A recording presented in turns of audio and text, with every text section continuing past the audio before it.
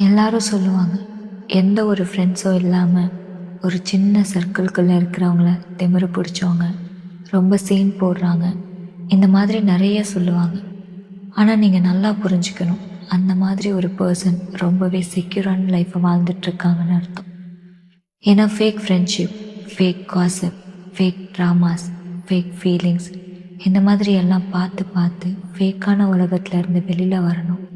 ஒரு peaceful and stress இல்லாத லைஃப்பை வாழணும்னு ஆசைப்பட்றேன். ஒவ்வொருத்தவங்களும் இந்த மாதிரி திமிரு பிடிச்சவங்களா தான் கண்ணுக்கு தெரிவாங்க.